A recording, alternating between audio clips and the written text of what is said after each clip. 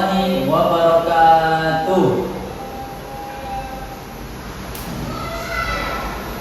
Bagaimana kabarnya anak-anak pagi hari ini? Semoga sehat selalu ya.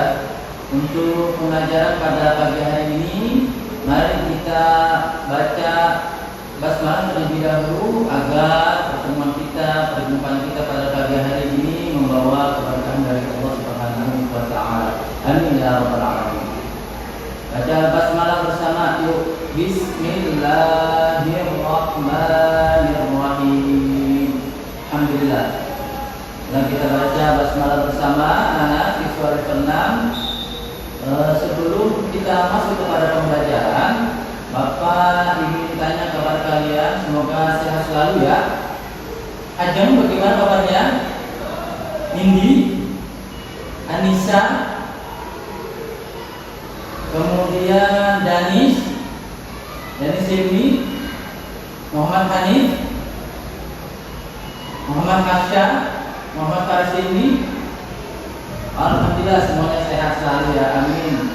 Semoga Allah Subhanahu wa taala memberikan kita sehat walafiat dan kita bisa beribadah dan belajar dengan tenang dan amin ya rabbal alamin. Yang dirahmati oleh Allah Subhanahu wa taala, pada pagi hari ini kita akan belajar tema 1 tentang selamatkan makhluk hidup ya, selamatkan makhluk hidup. Tentunya Allah Subhanahu wa taala Sang Pencipta semesta alam menciptakan makhluk hidup beraneka ragam. Ada manusia, ada tanaman, ada hewan yang Allah Subhanahu wa taala ciptakan untuk mengisi dunia ini, untuk meramaikan dunia ini. Makanya makhluk hidup itu Allah jadikan sebagai makhluk yang mengisi dunia ini tentunya. Daripada itu, pada pembelajaran kali ini kita akan membahas tema itu. Tapi menuju kepada tema itu, kita juga mesti tahu bagaimana cara menemukan ide pokok. Nah, ini penting nih buat kalian ketahui ide pokok itu seperti apa. Ya, ide pokok dalam sebuah paragraf sudah kalian ketahui ya. Ada di buku halaman 2 di buku paket kalian. Di buku paket kalian itu ada teks mengenai cara perkembangbiakan pada rumput. Ya, cara perkembangbiakan pada rumput. Coba Bapak minta kepada kalian untuk membaca teks cara perkembangbiakan pada rumput. Salah satu di antara kalian bisa membaca. Bapak minta kepada Ananda Anissa untuk membaca teks cara perkembangbiakan pada rumput di halaman 2. Silakan baca.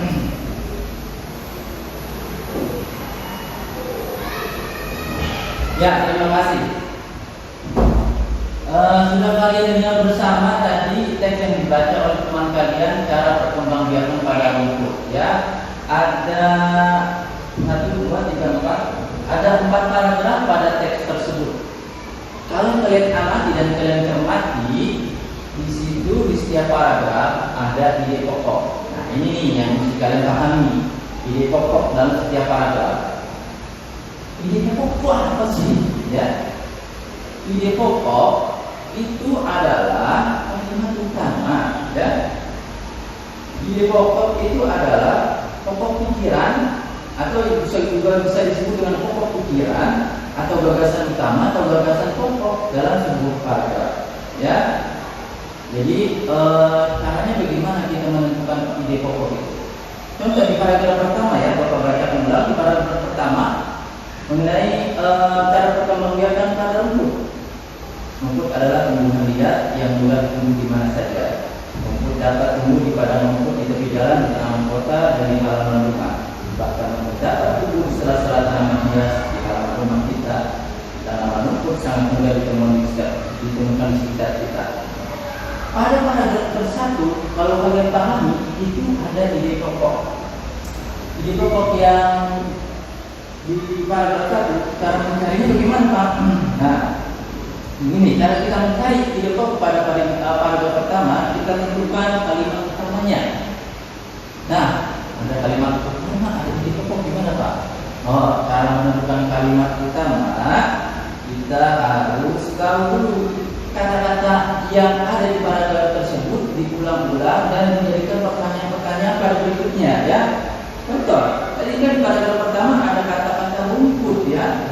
Rumput tumbuh di mana saja, dapat tumbuh di padang rumput, tumbuh di jalan, di dalam kota dan di dalam rumah. Nah, ini kata rumput yang menjadi satu kalimat yang menjadi kalimat utama. Maka dapat kita ambil kesimpulan bahwa ide pokok pada paragraf pertama adalah rumput adalah tumbuhan liar yang bertumbuh di mana saja. Ya, seperti itu ya cara mencari ide pokok dalam sebuah paragraf. Nah, rumput itu adalah tanaman liar yang tumbuh di mana saja, di pekarangan rumah kita, di tanaman-tanaman hias yang ada yang kalian miliki. Rumput itu adalah tanaman liar. Perkembangbiakan rumput itu secara generatif. Wah, apa Pak perkembangan rumput secara generatif? Oh, perkembangbiakan pada tumbuhan itu terbagi menjadi dua. Yang pertama, perkembangbiakan secara generatif. Yang kedua, perkembangbiakan secara vegetatif. Ya, perkembangbiakan secara generatif dan perkembangbiakan secara vegetatif itu pada tumbuhan. Coba kalian buka halaman 7, silakan dibaca. Paris Hilmi. Kalian semua buka halaman 7 ya, kita akan baca teks mengenai perkembangbiakan secara generatif dan vegetatif pada tumbuhan. Ya, ya itu halaman 7.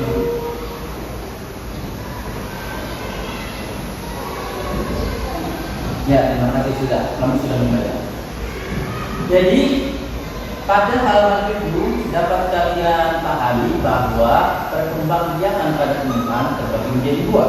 Ya, ini penting nih kita pahami karena tumbuhan adalah salah satu makhluk hidup yang Allah ciptakan di bumi ini. Kita harus selamatkan dan kita harus ketahui bagaimana cara berkembangbiaknya tumbuhan itu sehingga menghasilkan buah, setelah buah sehingga menghasilkan biji kembali sehingga menghasilkan tumbuhan dari dengan segarnya tumbuh dengan suburnya bisa menghasilkan buah dan siklusnya lalu ulangnya seperti itu. Maka kita harus tahu juga bagaimana kita amati tumbuhan-tumbuhan itu tumbuh dengan segarnya dan menghasilkan buah-buahan yang dapat kita nikmati ya. Maka dapat diketahui bahwa perkembangbiakan pada tumbuhan itu dibagi menjadi generatif dan vegetatif. Apa sih pengertian perkembangbiakan secara generatif?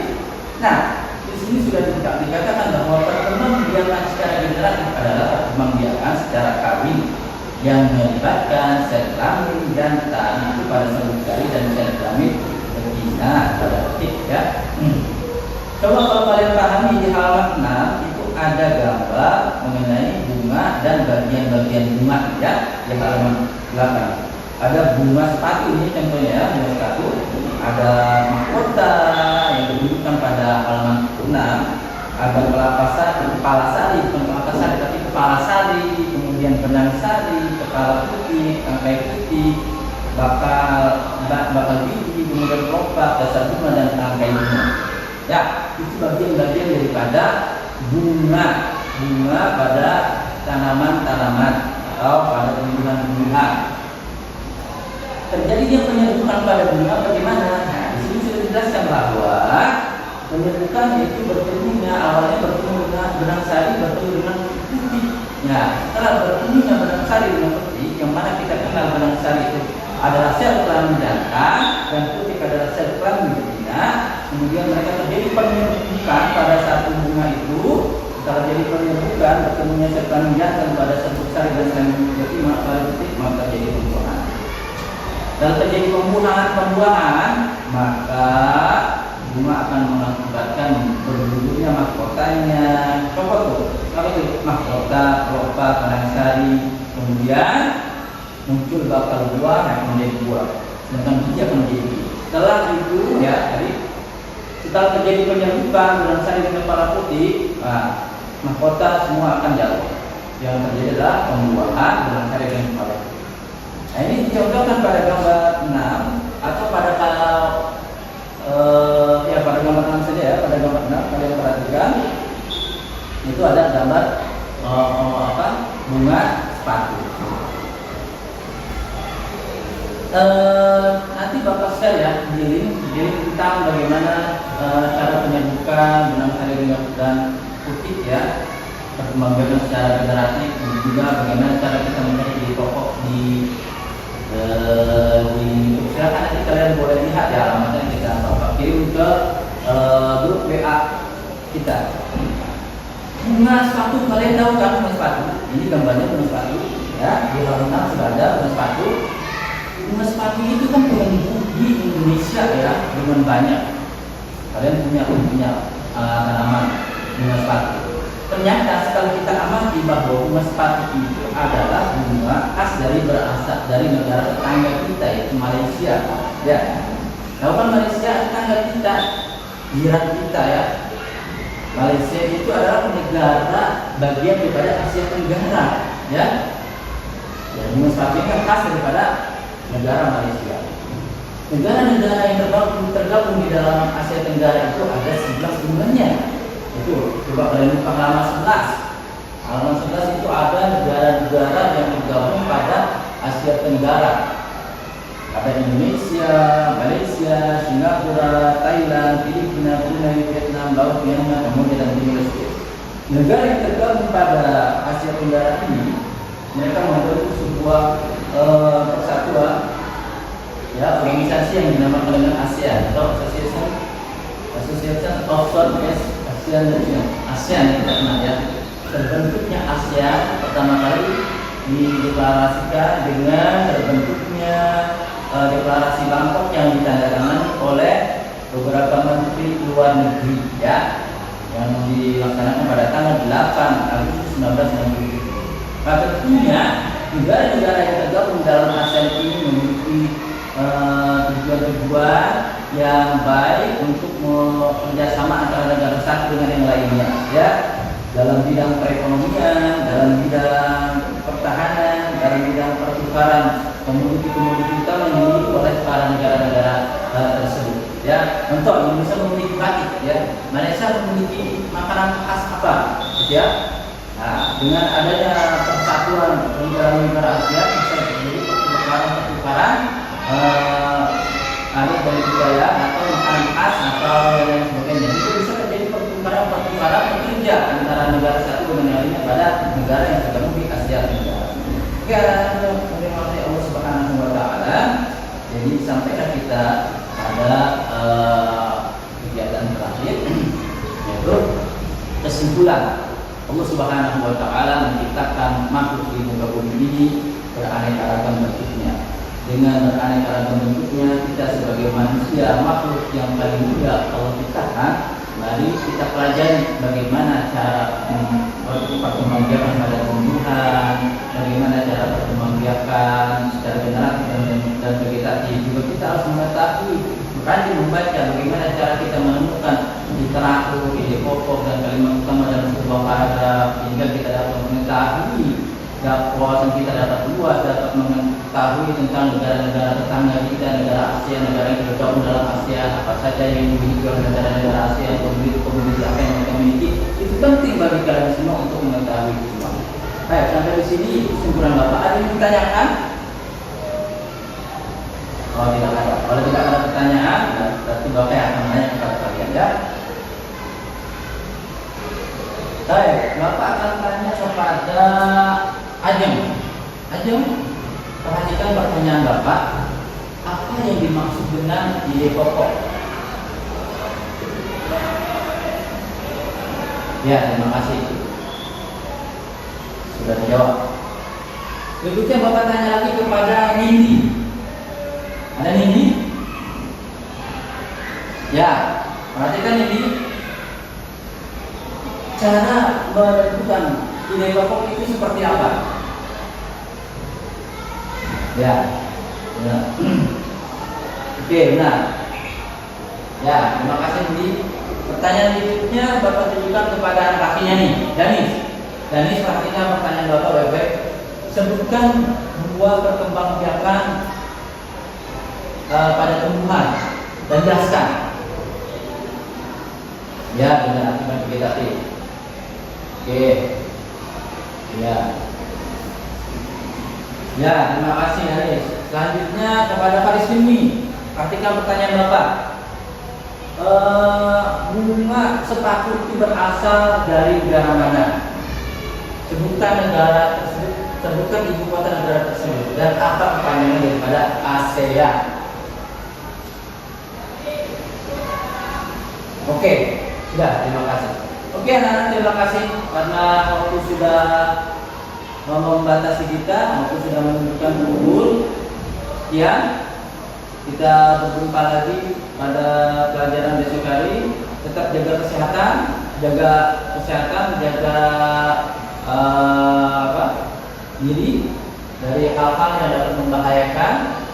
Selalu rajin cuci tangan, kemudian jangan lupa rajin beribadah kepada Allah Subhanahu wa taala dan tak berbakti kepada kedua orang tua. Pelajari pelajaran untuk besok, yaitu pelajaran pada halaman 17 insya Allah. Cukup sampai di sini pertemuan kita. Bapak akhiri. Wassalamualaikum warahmatullahi wabarakatuh.